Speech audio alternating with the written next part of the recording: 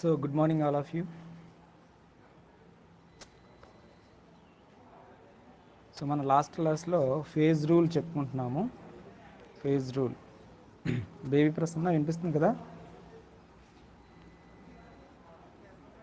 Baby Prasanna Prasanna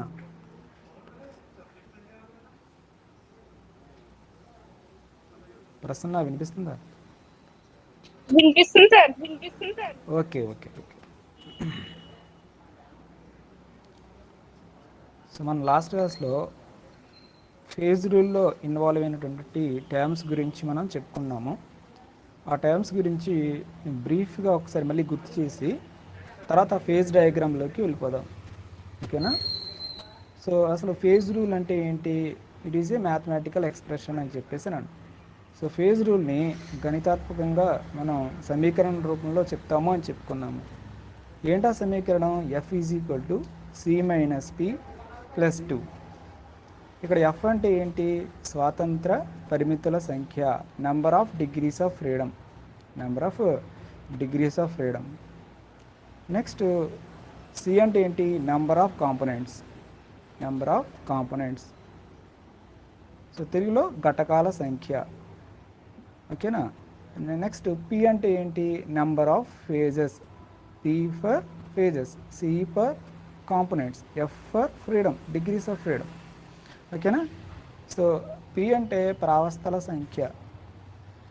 so ఇప్పుడు జనరల్గా మనం ఏం చేస్తామనంటే ఒక వ్యవస్థ ఇచ్చారనుకోండి, సిస్టమ్ ఇచ్చారనుకోండి, ఆ సిస్టంలో ఉన్నటువంటి నెంబర్ ఆఫ్ కాంపోనెంట్స్, సి విలువ, ఘటకాల సంఖ్య, అదేవిధంగా నెంబర్ ఆఫ్ ఫేజెస్, ప్రావస్థల సంఖ్య, ఈ రెండు తెలిసినట్లయితే ఆటోమేటిక్గా మనం ఎఫ్ తెలుసుకోవచ్చు అనమాట. ఎలాగా? F is equal to C minus P plus 2 అనేటువంటి ఫార్ములాలో ప్రతిక్షేపించి మనం ఎఫ్ విలువని కనుక్కోవచ్చు. మన ఫేజ్ రూల్ యొక్క ప్రధాన ఉద్దేశం ఏంటంటే ఎఫ్ని కనుక్కోవడమే, నెంబర్ ఆఫ్ డిగ్రీస్ ఆఫ్ ఫ్రీడమ్ని, స్వాతంత్ర పరిమితుల సంఖ్యని కనుక్కోవడమే ప్రధాన ఉద్దేశం ఫేజ్ రూల్ది. అంటే ఒక వ్యవస్థ యొక్క పరిస్థితిని నిర్ణయించడానికి ఎఫ్ అంటే ఏంటని చెప్పాం మనం? ఒక సమతా స్థితిలో ఉన్నటువంటి ఒక వ్యవస్థ యొక్క పరిస్థితిని నిర్ణయించడానికి స్థిరీకరించవలసిన కనీస చరాంశాల సంఖ్య ఏమంటాము? స్వాతంత్ర పరిమితుల సంఖ్య అని అంటాం. జనరల్గా ఒక వ్యవస్థను ప్రభావితం చేసేటువంటి అంశాలు ఏంటి? 3 అంశాలు ఉంటాయని చెప్పుకున్నాం. ఏంటి అవి? ఒకటి టెంపరేచర్, ప్రెషరు, కాంపోజిషన్. ఈ 3 ప్రభావితం చేస్తాయి ఒక వ్యవస్థ యొక్క స్థితిని అని మనం చెప్పుకున్నాము. సో వీటిల్లో మార్పు వస్తే ఆ వ్యవస్థ యొక్క పరిస్థితి మారిపోతుంది అనమాట. అవునా? సో కాబట్టి ఒక వ్యవస్థను నిర్వచించాలన్నా, లేదా ఒక వ్యవస్థ యొక్క పరిస్థితిని నిర్ణయించాలన్నా దాన్ని ప్రభావితం చేసేటువంటి అంశాలలో మూడు అంశాలు ఉన్నాయని కదా. ఈ 3 అంశాలలో వేటిని స్థిరీకరించాలి, వేటిని ఫిక్స్ చేయాలి. ఓకేనా? దానినే స్వాతంత్ర పరిమితుల సంఖ్య అని చెప్పేసి అని అంటాం. ఓకేనా? So number of degrees of freedom అంటే ఏంటనంటే how many number of variable factors, such as temperature, pressure, composition that must be fixed in order to define the condition of the system. ఓకేనా? ఒక సిస్టమ్ యొక్క కండిషన్ని define చేయడానికి ఆ system యొక్క కండిషన్ని effect చేసేటటువంటి temperature, pressure, composition, వీటిల్లో వేటిని fix చేస్తే సరిపోతుంది? ఈ మూడింటిలో మినిమం ఎన్ని ఫిక్స్ చేస్తే సరిపోతుంది? ఆ నెంబరే number of degrees of freedom అనమాట. ఓకేనా? ఇది ఎఫ్ గురించి. ఇదే మనం కనుక్కుంటూ ఉంటాం అనమాట. ఈ లెసన్ అంతా ఇదే కనుక్కుంటాము. సి విలువ, పి విలువను మనం బేస్ చేసుకుని. నెక్స్ట్ సి అంటే ఏంటి చెప్పుకున్నాం. సో సి అంటే ఏంటంటే నెంబర్ ఆఫ్ కాంపోనెంట్స్, ఘటకాల సంఖ్య. సో నెంబర్ ఆఫ్ కాంపోనెంట్స్ అంటే ఏంటి? ఘటకాల సంఖ్య అంటే ఏంటంటే ముందుగా ఒక వ్యవస్థను మనం ఎంచుకుని ఆ వ్యవస్థలో ఉన్నటువంటి ప్రావస్థలు ఎన్ని ఉన్నాయో మనం గుర్తించాలి. ఓకేనా? ఎన్ని ప్రావస్థలు ఉన్నాయో గుర్తించాలి. మరి ఈ ప్రతి ప్రావస్థకు ఓ సంఘటన ఉంటుంది కదా, ఒక పర్టికులర్ కాంపోజిషన్ ఉంటుంది కదా. సో ఒక ప్రావస్థ తీసుకున్నాం అనుకోండి, ఈ ప్రావస్థలు ఏమేమి ఉన్నాయి, అదే దాని యొక్క సంఘటన, కాంపోజిషన్ అని చెప్పేసి అంటారు.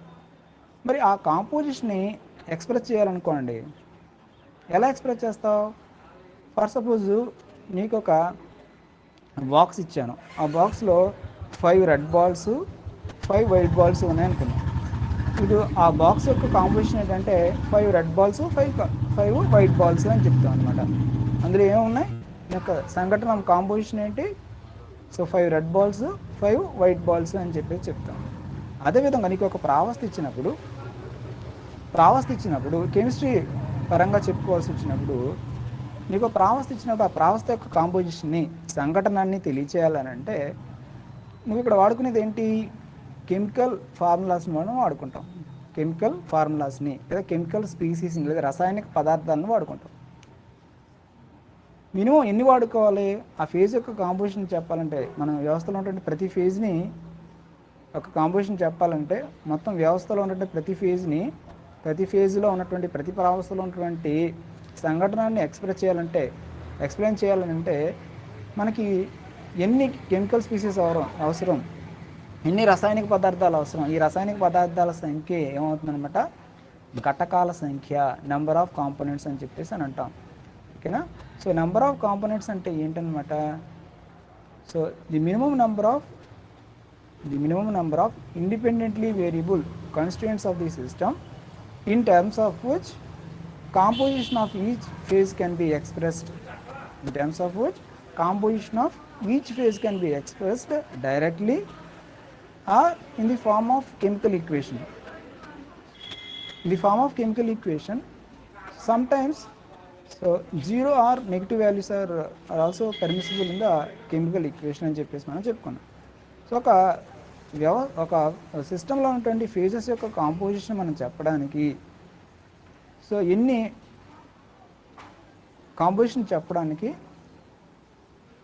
ఎన్ని కెమికల్ ఫార్ములాస్ని యూజ్ చేసుకుంటాం, ఎన్ని కెమికల్ స్పీసీస్ని యూజ్ చేసుకుంటాం. ఓకేనా. So the minimum number of chemical species that are required to express the composition of each phase అని సింపుల్గా చెప్తాం. సో ఒక ఫేజ్ యొక్క కాంపోజిషన్ని ఎక్స్ప్రెస్ చేయడానికి ఎన్ని కెమికల్ స్పీసీస్ కావాలి, ఓకేనా, అయితే ఎన్ని కాన్స్టిట్యూయెంట్స్ కావాలి, అలా చెప్పినా కెమికల్ స్పీసీస్ అన్నా కెమికల్ కాన్స్టిట్యూయెంట్స్ అన్నా ఒకటే. ఓకేనా. ఎన్ని కావాలి, సో అదేమవుతుందన్నమాట, ఏమవుతుంది, నెంబర్ ఆఫ్ కాంపోనెంట్స్ అవుతుంది. ఒకవేళ కాంపోజిషన్ని కెమికల్ ఈక్వేషన్ ఫామ్లో కనుక ఎక్స్ప్రెస్ చేస్తే ఈ కెమికల్ ఈక్వేషన్లో మనం జీరో వాల్యూస్ని కోఎఫిషియెంట్స్గా వాడుకోవచ్చు, అదేవిధంగా మైనస్ వాల్యూస్ని కూడా మనం కోఎఫిషియెంట్స్గా వాడుకోవచ్చు. మనం లాస్ట్ టైం ఒక ఎగ్జాంపుల్ కూడా చెప్పుకున్నాం, CaCO3 equilibrium with CaO + CO2. ఇక్కడ CaO అనేటువంటి ఫేజ్ యొక్క కాంపోజిషన్ చెప్పాలంటే ఎలా రాస్తాం, CaCO3 - CO2 అని రాయొచ్చు. అంటే ఒక మోల్ CaCO3లోంచి ఒక మోల్ CO2 తీసేస్తే ఎవరు వస్తారు, CaO వస్తుంది అని దాని యొక్క కాంపోజిషన్ చెప్పచ్చు. ఓకేనా. ఆ విధంగా కూడా మనం కెమికల్ ఈక్వేషన్ ఫామ్లో కాంపోజిషన్ అనేది, సంఘటన అనేది మనం చెప్పచ్చు అన్నమాట. అర్థమైంది కదా. సో నెక్స్ట్ తెలుగు మీడియంలో చెప్తే, సో ఘటకాల సంఖ్య అంటే అర్థం ఏంటనంటే, సో వ్యవస్థలో ఉన్నటువంటి ప్రతి ప్రావస్థ యొక్క సంఘటనని వ్యక్తపరచడానికి కావాల్సినటువంటి కనీస రసాయనిక పదార్థాల సంఖ్యనే ఘటకాల సంఖ్య అని అంటారు. ఫర్ సపోజ్ నీటి ప్రావస్థ తీసుకున్నాం, ఈ నీరు అనేది సో నీటి వ్యవస్థ తీసుకున్నాం. సో నీటి వ్యవస్థలో ఎన్ని ప్రావస్థలు ఉంటాయి, ఏంటో 3 ప్రావస్థలు, ఘన రూపంలో ఉన్నటువంటి ఐస్, ద్రవ రూపంలో ఉన్నటువంటి నీరు వాటరు, నెక్స్ట్ బాష్ప రూపంలో ఉన్నటువంటి వేపరు. ఈ విధంగా 3 ప్రావస్థలు ఉంటాయి, 3 ఫేజెస్ ఉంటాయి. సో ఈ ప్రతి ఫేజ్ యొక్క కాంపోజిషన్ చెప్పాలనంటే మనం ఏం వాడుకుంటున్నాం, కెమికల్ ఫార్ములా ఒకటే వాడుకున్నాం, H2O అనేటువంటి ఒక కెమికల్ ఫార్ములానే వాడుకుంటున్నాం. సో ఐస్ యొక్క కాంపోజిషన్ చెప్పాలనుకోండి, ఓకేనా, ఐస్ యొక్క కాంపోజిషన్ చెప్పాలంటే ఇన్ని for suppose X grams of H2O ice. ఓకేనా. వాటర్ ఉందనుకోండి, ఇక్కడ కూడా Y grams ఆఫ్ H2O, వాటర్ని కూడా మనం గ్రామ్స్లో చెప్దాం. అదేవిధంగా వేపర్ ఉందనుకోండి, వేపర్ కూడా సమ్ గ్రామ్స్ ఆఫ్ H2O, ఓకేనా, some Z grams of H2O అని మాత్రమే చెప్పాం. ఫర్ సపోజ్ నీకు గ్యాసెస్ మిక్చర్ ఇచ్చారనుకుందాం, ఓకేనా, గ్యాసెస్ మిక్చర్ ఇచ్చారనుకోండి. సో ఈ గ్యాసెస్ మిక్చర్లో 2 గ్యాసెస్ ఉన్నాయి, నైట్రోజన్ గ్యాస్ అదేవిధంగా ఆక్సిజన్ గ్యాస్ ఆ మిక్చర్లో ఉన్నాయి అనుకున్నాం. ఇప్పుడు 2 వేరు గ్యాసెస్ ఉన్నాయి కాబట్టి కాంపోజిషన్ చెప్పాలనుకోండి ఎలా చెప్తాము? ఫర్ సపోజ్ 40% నైట్రోజన్ గ్యాస్, ఓకేనా, మొత్తం టోటల్ 100లో 40% ఏమో ఎవరుంటారు? నైట్రోజన్ గ్యాస్, మిగతా 60% ఏమో ఎవరుంటారు? ఆక్సిజన్ ఉంటుంది అని చెప్పాలి. అంటే ఇక్కడ ఎన్ని కెమికల్ ఫార్ములాస్ రిక్వైర్ అయ్యాయి? 2 కెమికల్ ఫార్ములాస్ రిక్వైర్ అయ్యాయి. అంటే ఆ వ్యవస్థ యొక్క ఘటకాల సంఖ్య ఎంత? నెంబర్ ఆఫ్ కాంపోనెంట్స్ ఎన్ని? 2 అవుతాయి. ఓకేనా, అంటే ఇక్కడ x grams of N2 plus, ఇప్పుడు ఆ వ్యవస్థ ఇదంతా ఒకటే ఫేజ్ అవునా కదా, నైట్రోజన్ ఆక్సిజన్ కలిసి ఒకటే ఫేజ్ని ఏర్పరుస్తాయి అవునా, ఒకటే ప్రావస్థను ఏర్పరుస్తాయి. ఆ ప్రావస్థ యొక్క కాంపోజిషన్ సంఘటన చెప్పాలంటే నువ్వు ఎలా చెప్పాలి? Some x grams of nitrogen, some y grams of oxygen అని చెప్పేసి మనం చెప్తాం. ఓకేనా, సో ఇప్పుడు నెంబర్ ఆఫ్ కాంపోనెంట్స్ ఈ వ్యవస్థకి ఎన్ని అవుతాయి? 2 అవుతాయి అన్నమాట. ఎందుకని ఇక్కడ 2 కెమికల్ ఫార్ములాస్ని వాడుకున్నాం. ఓకే, 2 రసాయనిక పదార్థాలను వాడుకున్నాం. N2 అనే రసాయనిక పదార్థం, O2 అనేటువంటి రసాయనిక పదార్థం వాడుకున్నాం కాబట్టి number of components is equal to 2 అన్నమాట. నెక్స్ట్ ఫేజెస్ గురించి మీకు ఆల్రెడీ తెలుసు. ఫేజ్ అంటే ఏంటి? ఇది ఒక విజాతీయ వ్యవస్థలోనే ఒక భాగము అని చెప్పుకున్నాం. విజాతీయ వ్యవస్థలో ఒక భాగంగా తీసుకోవాలి. మనం ఈ విజాతీయ వ్యవస్థలో మనం ఎంచుకున్న ఈ భాగము ఏమేమి ధర్మాలను కలిగి ఉండాలి? ఒకటి, ఇది విడిగా తీసుకుంటే, ఆ సజాతీయ వ్యవస్థ నుంచి విడిగా తీసుకుంటే సజాతీయంగా ఉండాలి. అదేవిధంగా భౌతికంగా గుర్తించేదిలా ఉండాలి. యాంత్రిక పద్ధతుల ద్వారా దీన్ని వేరు చేసేదిగా ఉండాలి. యాంత్రిక పద్ధతుల ద్వారా వేరు చేసేదిలా ఉండాలి. అలా 3 conditions. It is a homogeneous part of the heterogeneous system, it is physically distinct and mechanically separable from the other parts. ఈ త్రీ కండిషన్స్ సాటిస్ఫై చేస్తే, సో అలాంటి హోమోజీనియస్ పార్ట్నే, అలాంటి భాగాన్నే మనం ఏమంటాం అన్నమాట? ఏమంటాము? ప్రావస్థ, ఫేజ్ అని చెప్పేసి అని అంటాం. సో ఇప్పుడు ఫేజ్ డయాగ్రామ్ అంటే ఏంటో తెలుసుకుందాం. Phase diagram. So phase diagram అంటే ఏంటి? తెలుగులో ప్రావస్థ చిత్రము అని అంటాం. ప్రావస్థ చిత్రము. ఫేజ్ డయాగ్రామ్ అంటే ఏంటి? ఇక్కడ నుంచి చాలా ఇంపార్టెంట్, చాలా కాన్సన్ట్రేటెడ్గా వినాలి. ఫేజ్ డయాగ్రామ్ అంటే ఏంటి?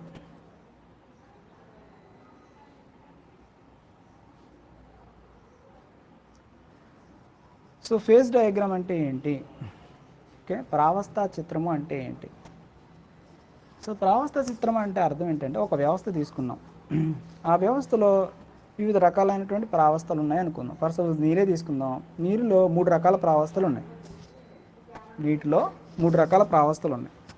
ఏంటా 3 రకాల ప్రావస్థలు? 1 మంచు, ఐసు, 2 నీరు, వాటరు, 3 నీటి ఆవిరి, వేపర్ అని చెప్పేసి అని అంటాం ఇంగ్లీష్లో. వాటర్ వేపర్ అని చెప్పేసి అంటాం. సో ఇప్పుడు ఈ నీటి వ్యవస్థను తీసుకున్నట్లయితే ఈ 3 ప్రావస్థలు ఉన్నాయి కదా. ఈ 3 ప్రావస్థలను తీసుకున్నట్టు ఏ ఒక 2 ప్రావస్థల మధ్య సమతాస్థితి ఏర్పడుతూ ఉంటుంది అవునా కదా. కొన్ని ఎగ్జాంపుల్స్ కూడా చెప్పుకున్నాం. మంచు నీరుల మధ్య సమతాస్థితి ఉంటుంది అవునా. మంచుని మనం 0 డిగ్రీ సెంటిగ్రేడ్ వరకు వేడి చేసామనుకోండి, అంటే మంచు యొక్క ద్రవీభవన స్థానం ఎంత? మెల్టింగ్ పాయింట్ ఆఫ్ ఐస్ ఎంత? 0 డిగ్రీ సెంటిగ్రేడ్. సో ఈ 0 డిగ్రీ సెంటిగ్రేడ్ దగ్గర ఏమవుతుంది? మంచు ఐస్ అనేది వాటర్గా మారుతుంది అవునా కదా. మంచు అనేది ఐస్ అనేది వాటర్గా మారుతుంది. ఈ 0 డిగ్రీ సెంటిగ్రేడ్ దగ్గర ఏమవుతుంది? మంచు మరియు నీరు మంచు అదేవిధంగా నీరు అనేటువంటి ప్రావస్థలు ఒకదానితో ఒకటి సమతాస్థితిలో ఉంటాయి. అంటే 2 ప్రావస్థలు మనకి ఒకే టైంలో లభ్యమవుతాయి అన్నమాట. ఓకేనా. అట్ ది సేమ్ టైం ఇక్కడ సమతాస్థితి అంటే అర్థం ఏంటంటే, ఇది ఒక యాంత్రిక సమతాస్థితి, ఫిజికల్ ఈక్విలిబ్రియం. ఫిజికల్ ఈక్విలిబ్రియం అంటే అర్థం ఏంటంటే, ఒక పర్టికులర్ స్టేజ్లో ఈ 2 ప్రావస్థల యొక్క ప్రెషర్ అనేది ఈక్వల్ అయిపోతుంది అనమాట. ఎక్కడైతే ఈ సమతాస్థితిలో ఉన్నటువంటి 2 పదార్థాల యొక్క పీడనాలు సమానమైపోతాయో, అలాంటి పీడనాలు సమానమైపోయినటువంటి స్థితినే ఫిజికల్ ఈక్విలిబ్రియం, యాంత్రిక సమతాస్థితి అని చెప్పేసి అని అంటాం. ఓకేనా. అంటే ఇప్పుడు మంచు నీరుల మధ్య సమతాస్థితి ఏర్పడుతుంది, నీటి ఆవిరి మధ్య సమతాస్థితి ఏర్పడుతుంది, అదేవిధంగా మంచు నీటి ఆవిరి మధ్య కూడా సమతాస్థితి ఏర్పడుతుంది. ఓకేనా. ఓకే, ఐస్ వాటర్ మధ్య సమతా స్థితి. వాటర్ మనం రౌండ్గా రాసేసుకోవాలి. ఇక ఫస్ట్ ఐస్ తీసుకోండి. ఐస్ వాటర్తో సమతా స్థితిలో ఉండే అవకాశం ఉంది. వాటర్ వేపర్తో సమతా స్థితిలో ఉండే అవకాశం ఉంది. అదేవిధంగా ఐస్ మళ్ళీ వాటర్ వేపర్తో సమతా స్థితిలో ఉండేటువంటి అవకాశం ఉంది. అవునా?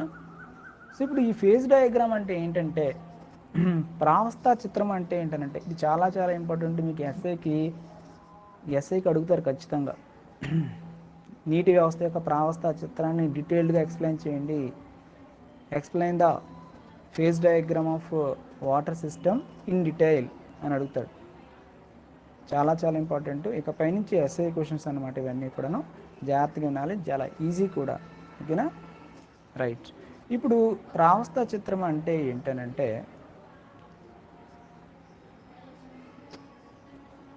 ప్రావస్థా చిత్రం అంటే ఇది దేనిని వివరిస్తుంది?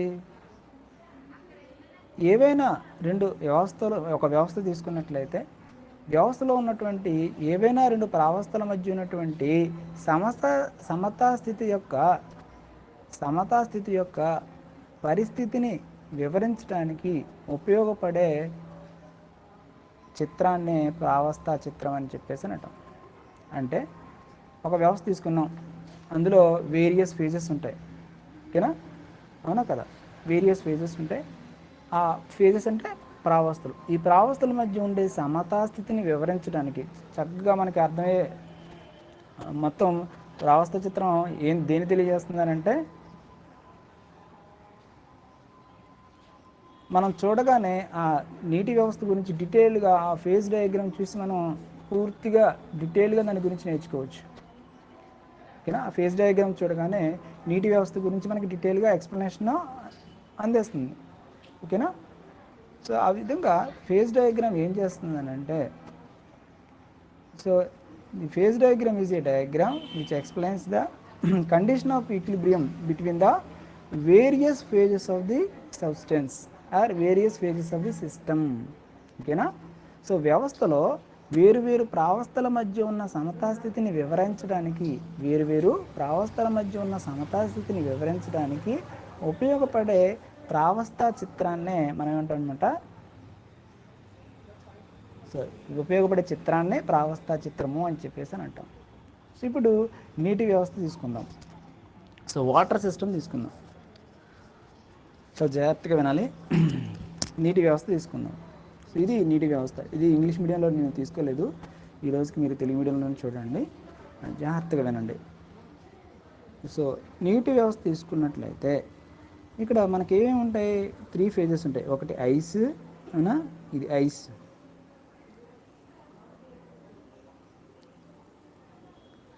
ఇక్కడ రాస్తున్నాను. ఒకటి ఐస్, రెండోది వాటరు, అవునా? సో మూడోది ఏంటన్నమాట, వాటర్ వేపర్. ఈ 3 స్టేట్లో ఉంటాయి, అవునా? 3 ప్రావస్థలో ఉంటాయి. ఇప్పుడు ఫేజ్ డయాగ్రామ్ తీసుకున్నాం అనుకోండి. ఇక్కడ సో నీటి వ్యవస్థ లేదా వాటర్ సిస్టమ్ అనేది it is a 1 component system. Water సిస్టంలో నెంబర్ ఆఫ్ కాంపోనెంట్స్ ఎన్ని ఉంటాయి? ఘటకాల సంఖ్య ఎంత? సో ఈ నీటి వ్యవస్థలో ఉన్నటువంటి ప్రతి ప్రావస్థను వ్యక్తపరచడానికి ఒక కెమికల్ ఫార్ములా H2O అయితే సరిపోతుంది. అవునా కదా? ముందు అది గుర్తించాలి. ఘటకాల సంఖ్య ఎంత ఉందో గుర్తించాలి. సో నీటి వ్యవస్థలో ఉన్నటువంటి ఘటకాల సంఖ్య ఎంత అంటే 1. అంటే నీటి వ్యవస్థ అనేది ఏకఘటక వ్యవస్థ. ఘటకాల సంఖ్య 1 ఉంటుంది. H2O అనేటువంటి ఫార్ములాను ఉపయోగించే ప్రతి ప్రావస్థ యొక్క కాంపోజిషన్ని, సంఘటనాన్ని మనం తెలియజేస్తాం. కాబట్టి ఫస్ట్ మనం రాసుకోవాల్సిన పాయింట్ ఏంటంటే, ఇంగ్లీష్ మీడియం వాళ్ళు ఎప్పటికప్పుడు రాసుకుంటూ బుక్ తీసుకుని నేను ఇంగ్లీష్లో చెప్తూ ఉంటాను, జాగ్రత్తగా మీరు రాసుకుంటూ ఉండండి. బుక్ తీసుకోండి అందరూ, ఇంగ్లీష్ మీడియం వాళ్ళు, అలాగే తెలుగు మీడియం వాళ్ళు కూడా. సో ఫస్ట్ మీకు వాటర్ సిస్టమ్ ఇవ్వగానే it is a 1 component system అని చెప్పేసి మనం గుర్తించాలి. అవునా? నీటి వ్యవస్థ అనేది ఒక ఏకఘటక వ్యవస్థ అని అర్థమవుతుంది. ఇప్పుడు నీటి వ్యవస్థకు సంబంధించి మనం ఫేజ్ డయాగ్రామ్ చూద్దాం. ఓకేనా? సో ఇది ఏకఘటక వ్యవస్థ అయింది కదా. సో ఏకఘటక వ్యవస్థ కాబట్టి సో ఈ జనరల్గా వ్యవస్థను ప్రభావితం చేసే అంశాలు ఏంటి? 3. అవునా కదా? వ్యవస్థను ప్రభావితం చేసే అంశాలు ఏంటి? 3. ఒకటి ఏంటి? ఉష్ణోగ్రత. 2 పీడనము. మూడు ఏంటనమాట, కాంపోజిషన్ సంఘటనము అనే కదా. So temperature, pressure and composition. ఇప్పుడు కాంపోజిషన్ ఉంది కదా, సంఘటన ఉంది కదా, ఈ సంఘటన యొక్క ప్రభావం నీటి వ్యవస్థ పైన ఉండదు. ఎందుకని? ఇందులో ఒకటే కాంపోనెంట్ ఉంది కాబట్టి. ఒకటే కాంపోనెంట్ ఉన్నప్పుడు దాని యొక్క ఆ ప్రావస్థ యొక్క కాంపోజిషన్ని మళ్ళీ విడిగా చెప్పాల్సిన అవసరం ఉంటుందా? రెండు వేరు పదార్థాలు ఉన్నప్పుడు మాత్రమే కాంపోజిషన్ యొక్క ప్రభావం ఉంటుంది. ఒక వ్యవస్థలో రెండు వేరు పదార్థాలు ఉన్నప్పుడు, అంటే ఆ వ్యవస్థను రెండు వేరు రాసాయనిక పదార్థాలతో సూచించినప్పుడు, ఆ వ్యవస్థలో ఉన్నటువంటి ప్రావస్థను రెండు వేరు రసాయనిక పదార్థాలతో సూచించినప్పుడు అప్పుడు నెంబర్ ఆఫ్ కాంపోనెంట్స్ ఏమైపోతాయి, మనకి ఘటకాల సంఖ్య ఏమైపోతుంది, 2 అయిపోతుంది. అలా 2 ఉన్నప్పుడు ఆ ప్రావస్థ యొక్క సంఘటన తెలియచేయడానికి వీలుంటుంది. అదేవిధంగా ఆ సంఘటన యొక్క ప్రభావం కూడా ఆ ప్రావస్థ పైన లేదా ఆ వ్యవస్థ పైన ఉండే అవకాశం ఉంది. ఓకేనా? ఎప్పుడైతే నెంబర్ ఆఫ్ కాంపోనెంట్స్ ఒకటైపోయాయో సంఘటనలో మార్పు ఉంటుందా? సంఘటనలో మార్పు ఉండదు. అంటే సంఘటన మారితే వ్యవస్థ యొక్క స్థితి మారిపోతుందా? మారిపోతుంది. ఫర్ సపోజ్ మనం ఇంతకుముందు చెప్పుకున్నాం కదా, 40% నైట్రోజన్ గ్యాసు, అదేవిధంగా 60% ఆక్సిజన్ గ్యాస్ తీసుకున్నాం కదా. సో ఈ పర్సంటేజ్లో తీసుకుంటే మేబీ ఈ మిక్చరు గ్యాసెస్ స్టేట్లో ఉండొచ్చు. ఓకేనా? 40% నైట్రోజన్ గ్యాస్, 60% ఆక్సిజన్ గ్యాస్ తీసుకుంటే సో ఈ మిక్చరు గ్యాసెస్ స్టేట్లో ఉండొచ్చు. అలా కాకుండా పర్సంటేజ్లు మార్చామనుకోండి, సో పర్సంటేజ్లు మార్చినప్పుడు ఆ వ్యవస్థ యొక్క పరిస్థితి మారిపోవచ్చు అన్నమాట. ఓకేనా? సో రెండు వేరు పదార్థాలు ఉన్నాయి కాబట్టి ఆ వ్యవస్థ యొక్క పరిస్థితి మారిపోయే అవకాశం ఉంది. అలా ఇక్కడ మనం నీటి వ్యవస్థను తీసుకున్నట్లయితే, సో ఈ నీటి వ్యవస్థలో ఒకటే ఘటకం ఉంది, ఒకటే కాంపోనెంట్ ఉంది, అది H2O. అంటే కాంపోజిషన్ యొక్క ప్రభావం, సంఘటన యొక్క ప్రభావం ఈ నీటి వ్యవస్థ పైన ఉండదు. ఇంకా ప్రభావితం చేసేటువంటి అంశాలు రెండే. ఏంటవి? ఒకటి ఉష్ణోగ్రత, 2 పీడనం. అంటే నీటి వ్యవస్థను మనం స్టడీ చేయాలంటే ఆ నీటి వ్యవస్థ పైన ఉష్ణోగ్రత అదేవిధంగా పీడనం యొక్క ప్రభావాలను మనం స్టడీ చేయగలిగినట్లయితే, ఉష్ణోగ్రత పీడనం యొక్క ప్రభావాలను మనం స్టడీ చేయగలిగినట్లయితే నీటి వ్యవస్థ గురించి మనం కూలంకషంగా తెలుసుకున్నట్టు అర్థం. ఇంకా సంఘటన యొక్క ప్రభావం లేదు కదా, సంఘటన గురించి మనం స్టడీ చేయాల్సినట్టు అవసరం లేదు. ఎందుకంటే సంఘటనలో ఏమాత్రం మార్పు ఉండదు. ఎందుకంటే నీటి వ్యవస్థలో ఒకటే కాంపోనెంట్, ఒకటే ఘటకం ఉంది కాబట్టి. మనం ఇంతకుముందు చెప్పుకున్నటువంటి composition red balls, white balls చెప్పుకున్నాం కదా. చూడండి, ఇప్పుడు ఇందులో రెడ్ బాల్స్, వైట్ బాల్స్ ఉన్నాయి కదా.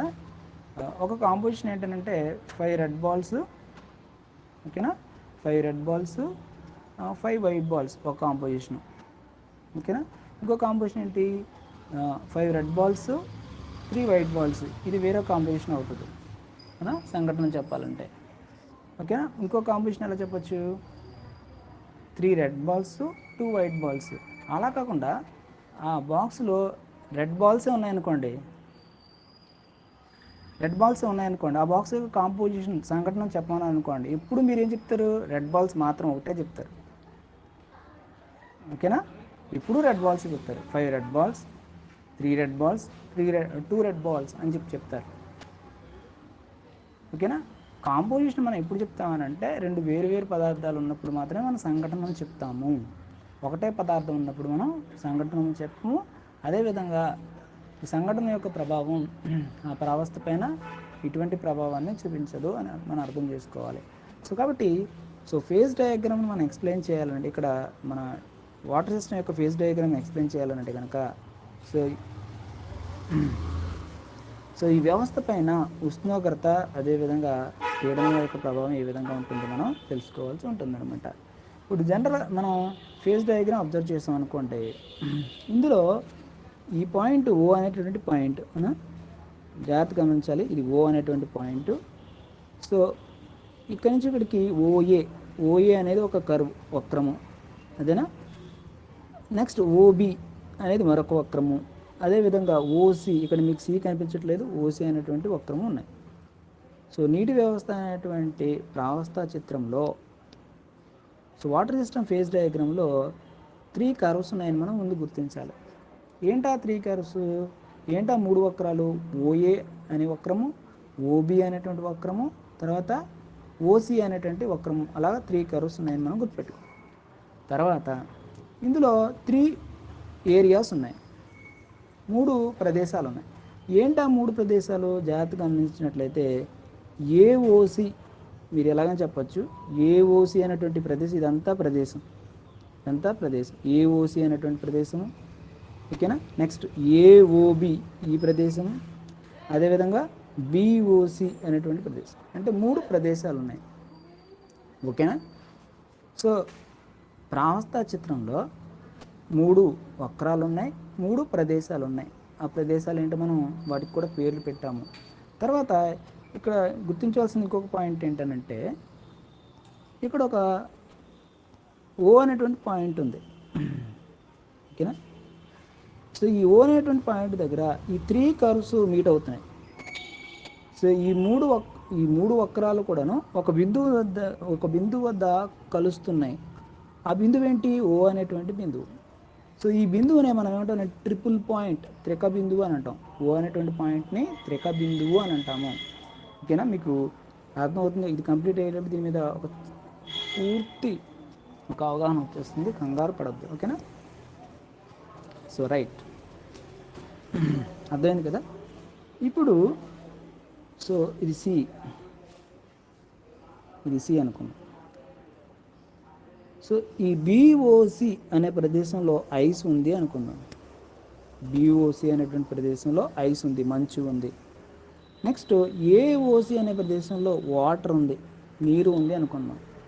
నెక్స్ట్ ఏఓబి అనేటువంటి ప్రదేశంలో ఎవరున్నారు? నీటి ఆవిరి ఉంది, వాటర్ వేపర్ ఉన్నాయి అని అనుకుందాం, ఓకేనా. అర్థమవుతుంది కదా. సో బిఓసి అనే ప్రదేశంలో ఎవరున్నారు? ఐస్ ఉంది, మంచు. నెక్స్ట్ ఏఓసి అనే ప్రదేశంలో ఎవరున్నారు? వాటర్ ఉంది. నెక్స్ట్ ఏఓబి అనే ప్రదేశంలో ఎవరున్నారు? నీటి ఆవిరి, వాటర్ వేపర్ ఉంది, ఓకేనా. జాగ్రత్తగా గుర్తుపెట్టుకోవాలి ఈ విషయాలు. తర్వాత ఇప్పుడు ఓఏ కర్వ్ గురించి మాట్లాడదాం, ఓఏ వక్రం గురించి మాట్లాడదాం. సో ఈ ఓఏ వక్రం దేన్ని తెలియజేస్తుందని అంటే,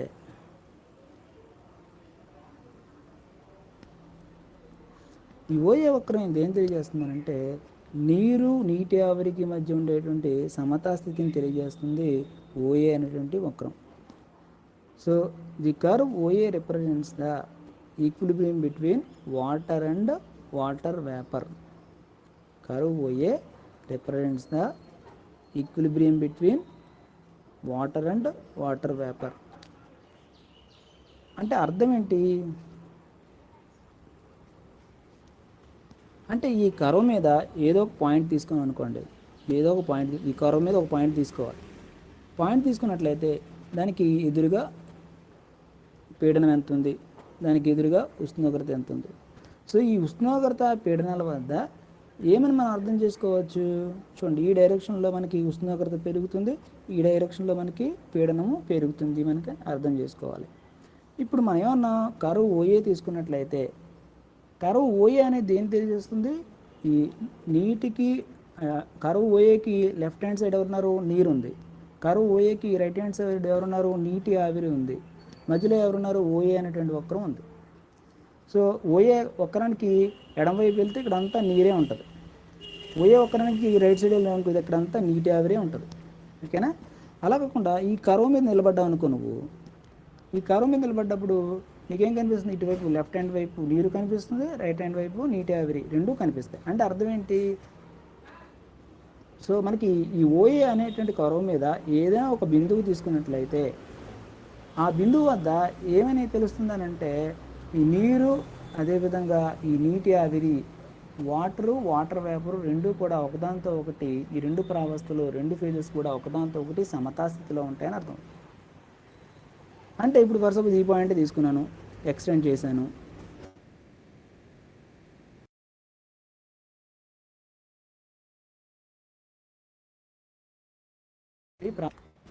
సో ఈ డైరెక్షన్లో మనకు టెంపరేచర్ పెరుగుతుంది కదా, టెంపరేచర్ వాల్యూస్ వేసుకుంటారు, ఈ డైరెక్షన్లో ప్రెషర్ వాల్యూస్ వేసుకుంటారు. సో వేసుకుని మనం మనం ఏమని చెప్పచ్చు, ఈ పర్టికులర్ టెంపరేచరు ప్రెజర్ల మధ్య ఈ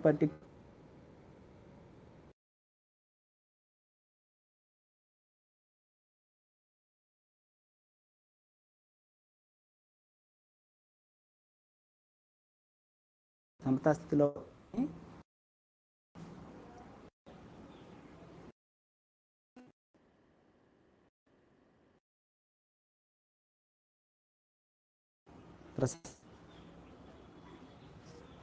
ప్రసన్న ప్రసన్న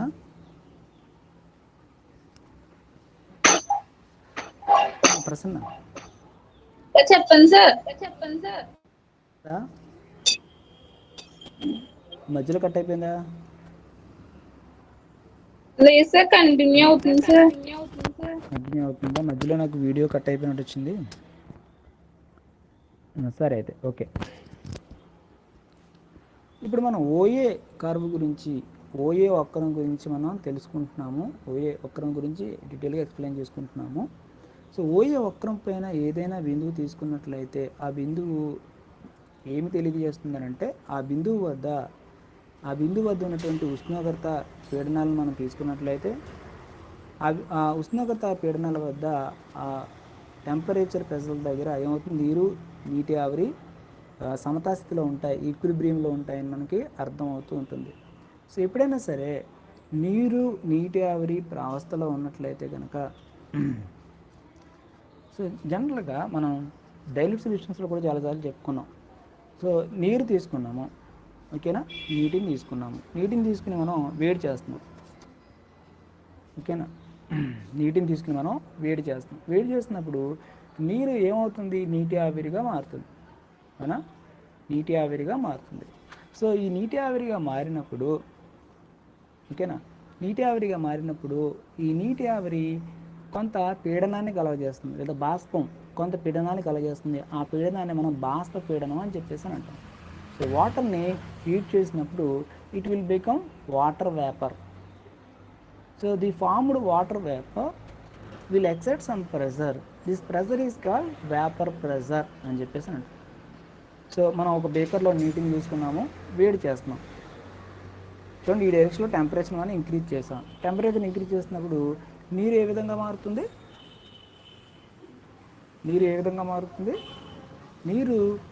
నీటి ఆవిరిగా వాటర్ వేపర్గా మారుతుంది. వాటర్ వేపర్గా మారి మనం ఓపెన్ వెసల్లో చేస్తున్నాం అనుకోండి. ఓపెన్ వెసల్లో చేస్తున్నప్పుడు పీడనం దేనికి సమానం అవుతుందంటే వాతావరణ పీడనానికి సమానం. ఎక్స్టర్నల్ ప్రెజర్, బాహ్య పీడనం వాతావరణ పీడనానికి సమానం అవుతుంది. మరి మనం ఇలా హీట్ చేస్తున్నప్పుడు ప్రొడ్యూస్ అయినటువంటి వేపర్ కూడా కొంత ప్రెజర్ని కలగజేస్తుందని అనుకున్నాం కదా. సో నీరు బాష్పంగా మారేటప్పుడు కొంత పీడనాన్ని కలగజేస్తుంది. ఆ పీడనాన్ని బాష్ప పీడనము అని చెప్పేసి అంటాం. ఎప్పుడైతే ఈ బాష్ప పీడనము వాతావరణ పీడనానికి సమానం అవుతుందో, సో ఆ ఉష్ణోగ్రతని మనం ఏమంటాం అనమాట, బాష్పీభవన స్థానం అని చెప్పేసి అంటాం. మనం ఇక్కడ ఇండైరెక్ట్గా గుర్తుపెట్టుకోవాల్సింది ఏంటంటే, సో నీటిని వేడి చేస్తున్నప్పుడు నీటి ఆవిరిగా బాష్పంగా మారుతుంది. ఈ బాష్పం అనేది కొంత ఇలా టెంపరేచర్ దగ్గర ఏమవుతుంది, ఒక నిర్దిష్టమైనటువంటి బాష్పీడనం ఉంటుంది, అవునా కదా. ఫర్ సపోజ్ లాస్ట్ క్లాస్లో కూడా నేను చెప్పాను,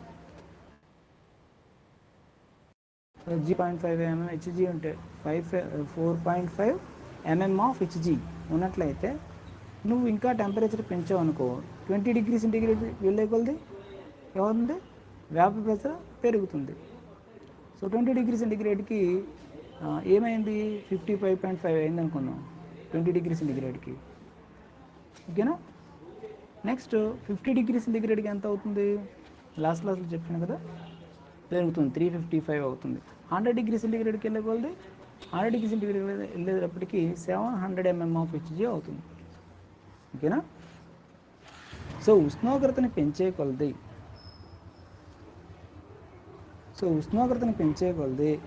ఏమవుతుందన్నమాట, ఈ నీరు సో వాటర్ వేపర్గా మారుతుంది కదా. సో ఈ వాటర్ వేపర్ కొంత ప్రెజర్ని కలగజేస్తుంది కదా. దాన్ని బాష్పీడనం అన్నాం కదా. సో ఈ బాష్పీడనం విలువలు కూడా ఏమైపోతాయి, మారిపోతాయి. ఒక నిర్దిష్టమైనటువంటి ఉష్ణోగ్రతకి నిర్దిష్టమైనటువంటి బాష్పీడనం ఉంటుంది. ఫర్ సపోజ్ మనం 0 డిగ్రీ సెంటిగ్రేడ్ దగ్గర 4.5 ఎంఎం అంటే జనరల్గా పీడనాన్ని ఎంఎం ఆఫ్ హెచ్జీలో కొలుస్తాం. కాబట్టి 0 డిగ్రీ సెంటిగ్రేడ్ దగ్గర అంటే ఉష్ణోగ్రత 0 డిగ్రీ సెంటిగ్రేడ్ దగ్గర 4.5 ఎంఎం ఉంటే 20 డిగ్రీ సెంటిగ్రేడ్ దగ్గర ఎంత ఉంటుంది? టెంపరేచర్ పెరిగే కొద్ది బాష్పీభవన వేగం కూడా పెరుగుతుంది కదా. బాష్పీభవన వేగం పెరిగితే ఏమవుతుంది? బాష్పీడనం కూడా పెరుగుతుంది కదా. ఒక బేకర్లో మనం వాటర్ తీసుకున్నాము, బాగా బాయిల్ చేస్తున్నాం. బాయిల్ చేసినప్పుడు ఆ వాటర్ నుంచి వేపర్స్ వస్తాయా? సో ఆ వేపర్స్ మనం పర్సపోజ్ దాని మీద ఒక పలచటి మూత పెట్టామనుకుందాం, చాలా పలచటి మూత రేకు మూత పెట్టామనుకుందాం. పెట్టినప్పుడు బాగా హీట్ చేస్తున్నప్పుడు ఆ వేపర్ నుంచి వచ్చేటటువంటి ఒత్తిడి పీడనం వల్ల ఏమవుతుంది? ఆ ప్లేట్ కదులుతుంది, అవునా, పైకి కిందకి ఇలా మూవ్ అవుతున్నట్టు మనకు అనిపిస్తుంది అన్నమాట. అంటే ఏంటి అర్థం? ఇక్కడ ప్రొడ్యూస్ అయినటువంటి వేపరు కొంత పీడనాన్ని కలగజేసింది, దాన్నే బాష్పీడనం అని చెప్పేసి అని అంటారు. సో ఈ కలగజేసే బాష్పీడనం దేని మీద ఆధారపడి ఉంటుందని నాకు అర్థమవుతుంది? టెంపరేచర్ మీద, ఉష్ణోగ్రత మీద ఆధారపడి ఉంటుందని అర్థమవుతుంది. అంటే ఎక్కువ ఉష్ణోగ్రతకు వెయిట్ చేసే కొలది సో బాష్పీడనం కూడా, వేపర్ ప్రెషర్ కూడా పెరుగుతుందన్నమాట. అంటే ఒక పర్టికులర్ టెంపరేచర్ దగ్గర ఏమవుతుంది? Particular value of vapour pressure ఉంటుందని మనం అర్థం చేసుకోవాలి. ఫర్ సపోజ్ 0 డిగ్రీ సెంటిగ్రేడ్ దగ్గర 0 డిగ్రీ సెంటిగ్రేడ్ దగ్గర పీడనము ఎంత ఉంటుంది? 4.5 ఎంఎం. చూడండి 4.58 ఇచ్చారు ఇక్కడ, 4.58 అదే 4.5 ఎంఎం.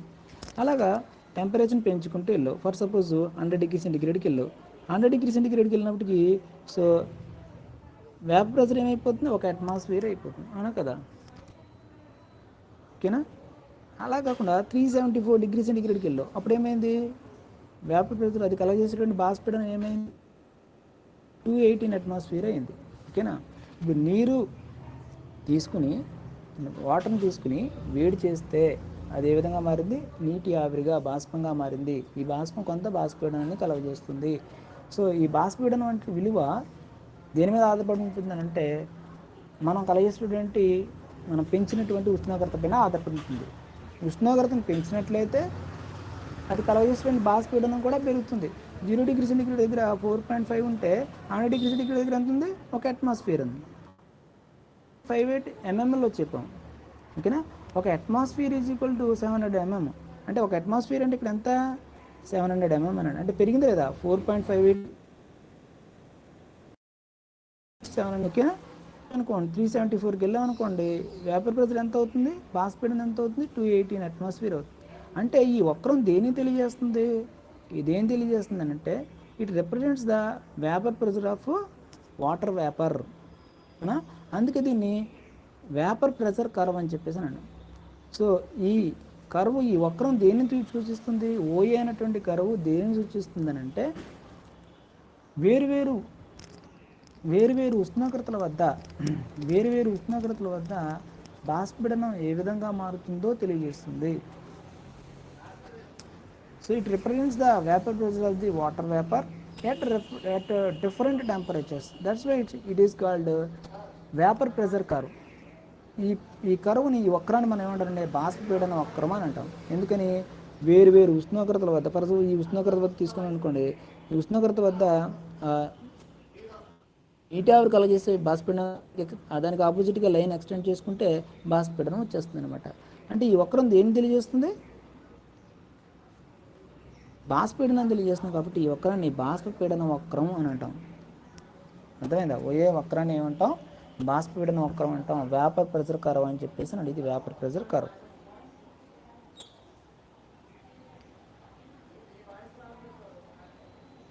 ఓకేనా. ఇది వేపర్ ప్రెషర్ కర్వ్ అని చెప్పేసి అని అంటాం. సో ఇప్పుడు ఈ కర్వ్ మీద ఏ పాయింట్ తీసుకున్నా ఆ పాయింట్ దగ్గర నీరు మరియు నీటి ఆవిరి రెండు కూడా సమతాస్థితిలో ఉంటాయని మనం చెప్పుకున్నాం కదా, ఈక్విలిబ్రియంలో ఉంటాయని చెప్పుకున్నాం కదా. అంటే ఇవి రెండు ఈక్విలిబ్రియంలో ఉండాలంటే మనం ఎన్ని చరాంశాలని, ఎన్ని వేరియబుల్ ఫ్యాక్టర్స్ మనం ఫిక్స్ చేయాల్సి ఉంటుంది. అంటే ఎఫ్ వాల్యూ ఎంత, అంతే కదా అర్థం. ఎఫ్ వాల్యూ ఎంత. సో ఎఫ్ వాల్యూ ఎంత? ఎఫ్ వాల్యూ ఎంతనంటే ఎఫ్ వాల్యూ 1, ఇక్కడ ప్రభావితం చేసేవి ప్రెజర్ కామా టెంపరేచర్ కదా. నువ్వు టెంపరేచర్ని ఫిక్స్ చేసావు అనుకోండి, ఆటోమేటిక్గా ప్రెజర్ ఫిక్స్ అయిపోతుంది. అంటే ఫిక్స్ చేయవలసినట్టు ఉన్నవే రెండు, ఇందులో ఫిక్స్ చేయవలసింది ఎన్ని, ఒకటి ఫిక్స్ చేస్తే రెండోది ఆటోమేటిక్గా ఫిక్స్ అయిపోతుంది. ఓకేనా, అవునా? అర్థమైందా? కాబట్టి ఇక్కడ number of degrees of freedom ఎంత అనమాట, 1 అవుతుంది. అవునా కదా? మెన్షన్ చేసి if you mention the temperature then the pressure will be automatic. To explain the any point or if you consider the any point on the curve, if you consider the any point on the curve, so at that point water and water vapor will exist in equilibrium. In order to define the condition of the system at equilibrium, at this equilibrium you have to mention either temperature or pressure. Temperature కానీ pressure కానీ mention చేస్తే సరిపోతుంది, fix చేస్తే సరిపోతుంది. నువ్వు fix చేసేటటువంటి variable factor సంఖ్య ఎంత, 1. సో కాబట్టి ఓఏ కర్వ్ మీద ఏదైనా పాయింట్ని తీసుకుని ఆ పాయింట్ గురించి మనం ఎక్స్ప్లెయిన్ చేయాలంటే, ఆ పాయింట్ దగ్గర ఉన్నటువంటి కండిషన్ మనం ఎక్స్ప్లెయిన్ చేయాలంటే సో ఎన్ని వేరియబుల్ ఫ్యాక్టర్స్ని కాన్స్టెంట్గా ఉంచాలి, 1 కాన్స్టెంట్గా ఉంచాల్సి ఉంటుంది. సో కాబట్టి ఇక్కడ number of degrees of freedom ఎంత అనమాట, F ఈజ్ ఈక్వల్ టు 1 అవుతుంది. అదే మనం ఫేజ్ రూల్ అప్లై చేసాం అనుకోండి, ఫేజ్ రూల్ ఏంటి, ఓఏ కర్వ్ మీద ఏదో ఒక పాయింట్ తీసుకుని ఆ పాయింట్ దగ్గర వ్యవస్థను ఎక్స్ప్లెయిన్ చేయాలంటే ఎన్ని చరాంశాలు మనం స్థిరీకరించాలి, ఎఫ్ వాల్యూ ఎంత అని కనుక్కో. ఓఏ అనేటువంటి కర్వ్ మీద ఒక పాయింట్ తీసుకున్నాం. ఈ ఓఏ అనేటువంటి కర్వ్ దగ్గర ఇది మొత్తం నీటి వ్యవస్థ. సో నీటి వ్యవస్థలో నెంబర్ ఆఫ్ కాంపోనెంట్స్ ఎన్ని, నెంబర్ ఆఫ్ కాంపోనెంట్స్ ఇప్పుడు 1. సో ఈ ఒక్కరి మీద ఉన్నటువంటి ఏ పాయింట్ తీసుకున్నా, ఫర్ సపోజ్ ఈ ఒక్కరి మీద మీరు నిలబడ్డారనుకుందాం, లెఫ్ట్ హ్యాండ్ సైడ్ ఏమో నీరు కనిపిస్తుంది, రైట్ హ్యాండ్ సైడ్ ఏమో నీటి ఆవిరి కనిపిస్తుంది. రెండూ కనిపిస్తాయి, అంటే రెండు ప్రావస్థలు ఉన్నాయి, అంటే రెండు సమతాస్థితిలో ఉన్నాయి, రెండు ఈక్విలిబ్రియంలో ఉన్నాయి. అంటే ప్రావస్థ సంఖ్య ఎంత, 2 ప్రావస్థలు ఉన్నాయి, ప్రావస్థల సంఖ్య 2 ప్లస్ 2 -2 +2 క్యాన్సిల్ చేస్తే F ఈజ్ ఈక్వల్ ఎంత వచ్చింది, 1 వచ్చింది. అవునా? ఫేజ్ రూల్ నుంచి కూడా అదే కదా ప్రూవ్ అవుతుంది. జనరల్గా ఆలోచించినా F ఈజ్ ఈక్వల్ టు 1 వస్తుంది, ఫేజ్ రూల్ని అప్లై చేసినా మనకి F వాల్యూ ఎంత వస్తుంది, 1 వస్తుంది అనమాట. సో ఈ విధంగా ఓఏ వక్రాన్ని మనం డిఫైన్ చేస్తాము. ఓఏ వక్రం గురించి మనం అలా ఒక్కొక్క వక్రం గురించి, ఒక్కొక్క కర్వ్ గురించి మనం డీటెయిల్గా ఎక్స్ప్లెయిన్ చేయాలన్నమాట. సో ఓఏ కర్వ్ గురించి, ఓబీ కర్వ్ గురించి, అదేవిధంగా ఓసీ కర్వ్ గురించి నువ్వు ఎక్స్ప్లెయిన్ చేయాల్సి ఉంటుంది. చూడండి, ఇప్పుడు ఓబీ కర్వ్ చాలా ఈజీగా అర్థమైపోవచ్చు. చూడండి ఇప్పుడు, so OB curve,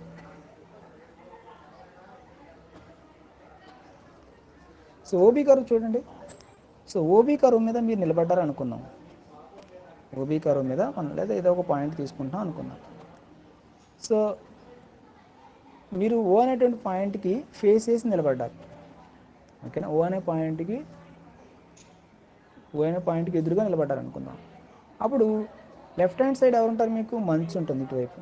right hand side ఎవరుంటారు, నీటి ఆవిరి ఉంటారు. మీరు మధ్యలో ఉన్నారు, ఓ పాయింట్ దగ్గర ఉన్నారు అనుకుందాం. ఓకేనా, ఇప్పుడు మీకు రెండు కనిపిస్తాయి. ఏంటవి, ఆ రెండు ఏంటి, మంచు, నీటి ఆవిరి. అంటే సో ఈ కర్వ్ మీద ఏ పాయింట్ దగ్గర నువ్వు నిలబడినా నీకు ఇవి రెండు కనిపిస్తాయి, మంచు నీటి ఆవిరి రెండు కనిపిస్తాయి. అంటే అర్థం ఏంటి, మంచు నీటి ఆవిరి రెండు కూడా ఈ రెండు కూడా సమతాస్థితిలో ఉంటాయి. ఈ కర్వ్ మీద ఉన్నటువంటి ఏ బిందువు వద్ద మనం పరిశీలించిన, ఈ కర్వ్ మీద ఉన్నటువంటి ఈ వక్రం మీద ఉన్నటువంటి ఏ బిందువు వద్ద నువ్వు పరిశీలించినా ఏమని అర్థం చేసుకోవచ్చు, మంచు, ఐస్ మరియు సో వాటర్ వేపర్ అనేది ఒకదానితో ఒకటి సమతాస్థితిలో ఉంటాయి, ఈక్విలిబ్రియంలో ఉంటాయి. సో కాబట్టి the curve OB represents the equilibrium between ice and water vapour. It represents the equilibrium between ice and water vapor. So ఈ కర్వ్ ఓబీ అనేది దేన్ని సూచిస్తుంది, మంచుకి నీటి ఆవిరికి మధ్య ఉన్నటువంటి సమతా స్థితిని సూచిస్తుంది ఓబీ అనేటువంటి కర్వ్. ఓకేనా, సో ఈ ఓబీ అనేటువంటి కర్వ్ పైన ఏ బిందువుని తీసుకున్నా ఆ బిందువు వద్ద ఎవరెవరు సమతా స్థితిలో ఉంటారు, మంచు అదేవిధంగా నీటి ఆవిరి సమతా స్థితిలో ఉంటాయి. At any point on the curve OB so two phases they are ice and water vapour will exist in ఈక్విలిబ్రియంలో ఉంటాయి అని అర్థం. ఓకేనా. సో ఇప్పుడు జాగ్రత్తగా ఒకటి వస్తే మిగతా అన్ని ఈజీ. ఓఏ కర్వ్ వచ్చింది అనుకోండి, ఓబీ కర్వ్ కూడా సిమిలర్గా ఉంటుంది. ఈ ఫేజ్ డయాగ్రామ్ గుర్తుపెట్టుకుంటే చాలు. ఇప్పుడు ఓబీ కర్వ్ తీసుకున్నాం అనుకోండి, ఇప్పుడు ఇది ఏం తెలియజేస్తుంది? ఈ రెండు ఈక్విలిబ్రియంలు ఉంటాయని చెప్పాం కదా, ఐసు అదేవిధంగా వేపరు లేదా వాటర్ వేపర్ లేదా నీటి ఆవిరి, మంచు నీటి ఆవిరి రెండు కూడా సమతా స్థితిలో ఉంటాయి. ఇలా సమతా స్థితిలో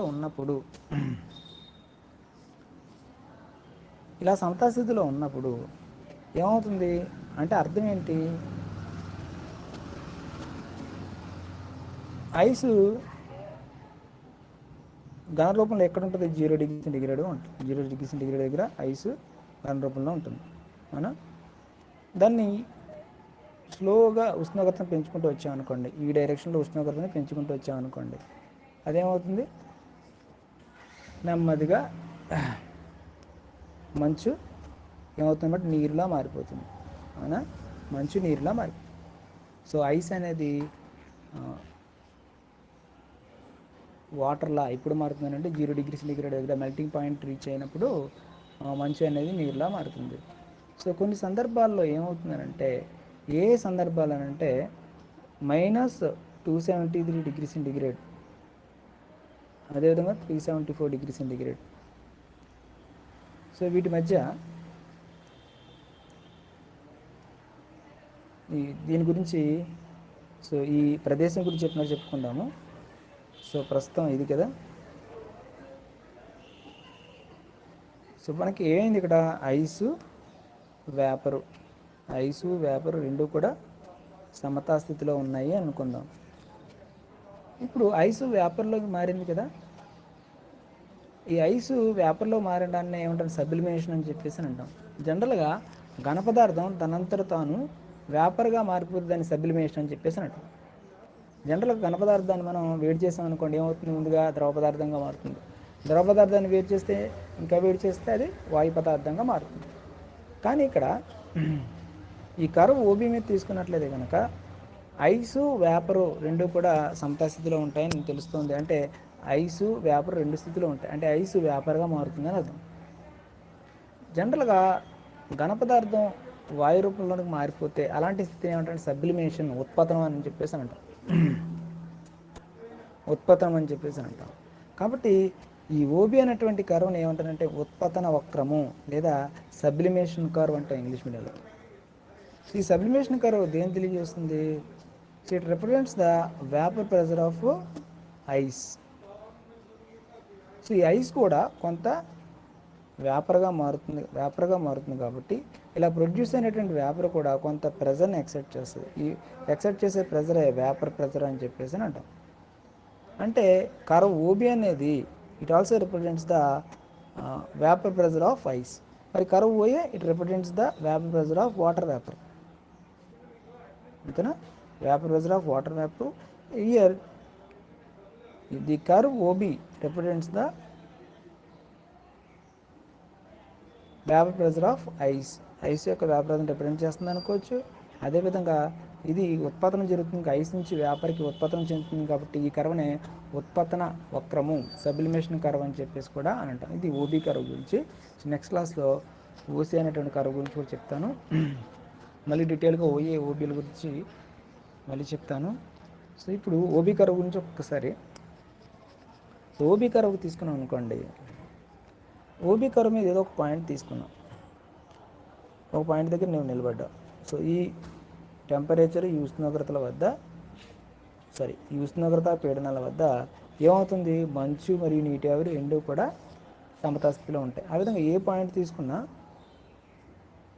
సో ఆయా ఉష్ణోగ్రత పీడనాల వద్ద ఏమవుతుంది? మంచు మరియు నీటి ఆవిర్లు, ఐస్ మరియు వేపర్లు ఈక్విలిబ్రియంలో ఉంటాయని చెప్తాం.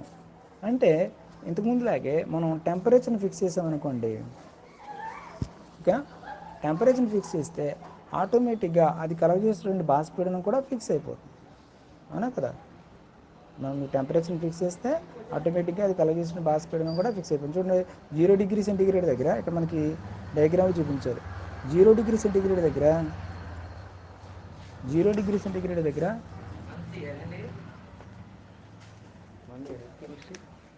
క్లాస్ చెప్తున్నా ఒక్క 5 మినిట్స్. ఏంటి నా paper analysis of applied industrial products 8th B3 అవుతుంది. టైటిల్స్ రాయాలి అక్కడ. Analysis of applied industrial products. So OB అనేటువంటి కర్వ్ మీద ఒక పాయింట్ తీసుకుని ఆ బిందువు వద్ద వ్యవస్థను కనుక వివరించాలని అంటే నువ్వు ఏ చరాంశాలను నువ్వు స్థిరీకరించవలసి ఉంటుంది. ఒక చరాంశాన్ని స్థిరీకరిస్తే సరిపోతుంది. ఒక చరాంశాన్ని ఒక వేరియబుల్ ఫ్యాక్టర్ని ఫిక్స్ చేస్తే సరిపోతుంది అనమాట. ఒకటి ఫిక్స్ చేస్తే ఆటోమేటిక్గా రెండోది ఫిక్స్ అయిపోతుంది అనమాట. ఉష్ణోగ్రతను ఫిక్స్ చేసామనుకో అది కలగజేసే బాష్పీడనం ఫిక్స్ అయిపోతుంది. సో 0 డిగ్రీ సెంటీగ్రేడ్ దగ్గర అది కలగజేసే బాష్పీడనం ఎంత 4.58. అంటే ఇక్కడ number of degrees of freedom ఎంత 1 ప్రొడక్ట్స్. ఫేజ్ రూల్ అప్లై చేస్తాం అనుకోండి. F = C - P + 2 phase rule apply చేసాం. ఇది నీటి వ్యవస్థ కాబట్టి నెంబర్ ఆఫ్ కాంపోనెంట్స్ ఘటకాల సంఖ్య 1, నెంబర్ ఆఫ్ ఫేజెస్ ఎన్ని ఉన్నాయి ఇక్కడ ఈ బిందువు వద్ద 2 ప్రావస్థలు ఉంటాయి కాబట్టి 2 ఫేజెస్ ఉంటాయి కాబట్టి 2 + 2 -2 + 2 క్యాన్సిల్ చేస్తే మళ్ళీ డిగ్రీస్ ఆఫ్ ఫ్రీడమ్ ఎంత వచ్చింది 1 వచ్చింది. అంటే నువ్వు స్థిరీకరించవలసినటువంటి చరాంశాల సంఖ్య ఎంత 1 అనమాట. ఆ విధంగా ఏ కర్వ్ మీద మనం అలాగే ఓసీ కర్వ్ గురించి నెక్స్ట్ క్లాస్లో చెప్పుకుంటాము. అక్కడ కూడా సేమ్ సిమిలర్ ఎక్స్ప్లెనేషన్ ఉంటుంది. సో మళ్ళీ నెక్స్ట్ క్లాస్లో మళ్ళీ నేను చెప్తాను. ఇక్కడితో క్లాస్ ఎండ్ చేస్తున్నాను.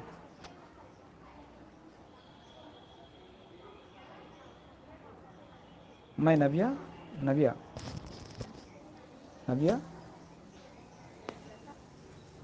విన్నావా? అర్థమైందా? వినిపిస్తుందా? సరే. తర్వాత లక్ష్మీ ప్రసన్న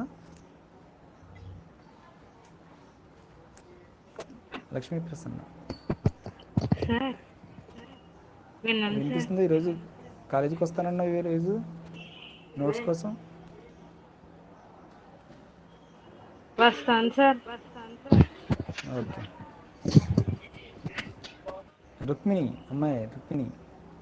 రుక్మిణి అనంతలక్ష్మి